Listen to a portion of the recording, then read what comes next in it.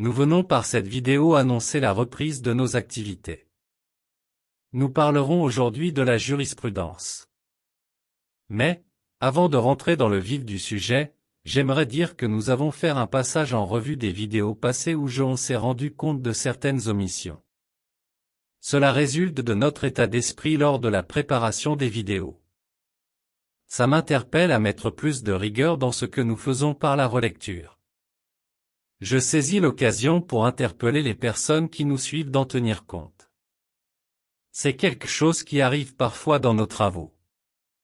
Cette vidéo relative à la jurisprudence a été abordée dans notre vidéo sur les sources du droit.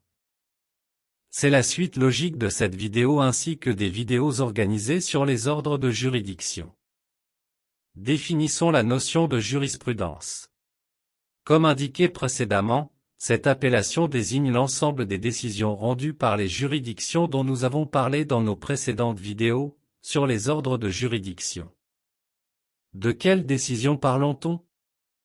Nous avons consulté le vocabulaire juridique, Gérard Cornu, Association Henri Capitan, 13e édition, mise à jour, Quadrige, PUF, 2020.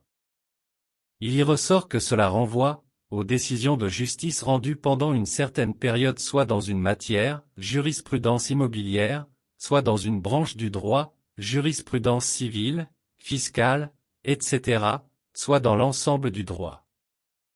Cette définition large est complétée par une décision stricte.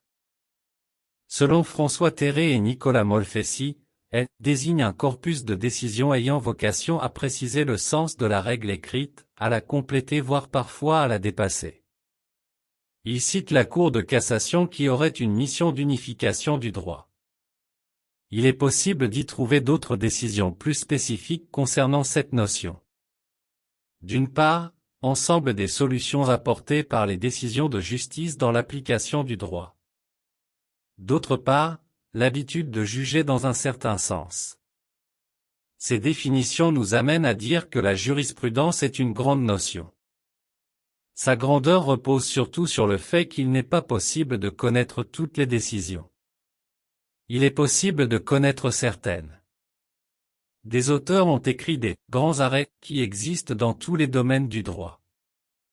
Ce que nous venons de dire n'est pas absolu.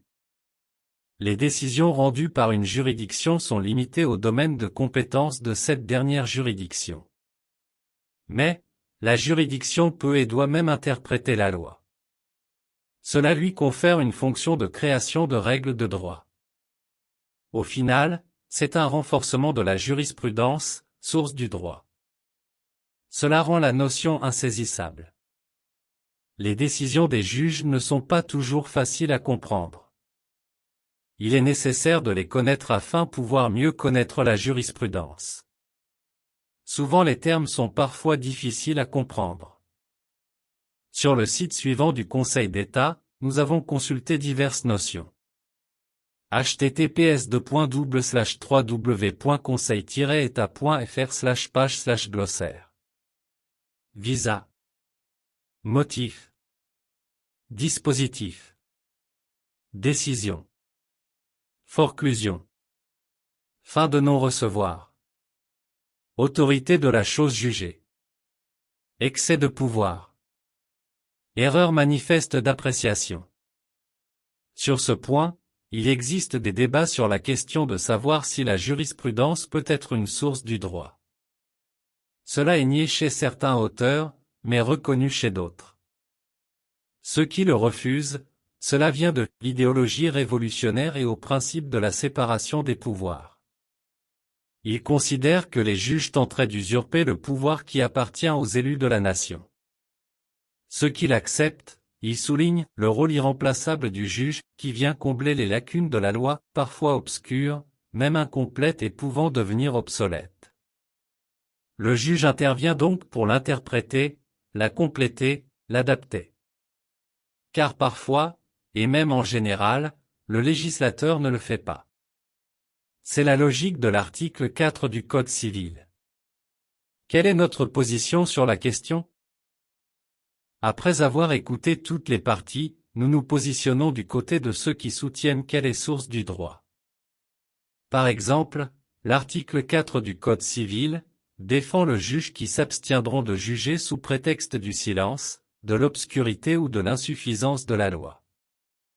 La question qui se pose est de savoir de quelle source de droit parlons-nous. Une source indirecte, car les compétences du juge sont définies par le législateur. Une source écrite, les décisions rendues sont accessibles en version papier et numérique.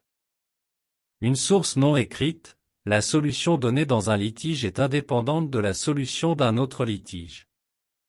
Concluons maintenant. C'est la fin de la vidéo sur la jurisprudence. Nous vous remercions pour votre attention.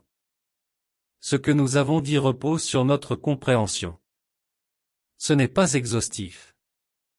De nouvelles décisions sont rendues tous les jours par les juridictions.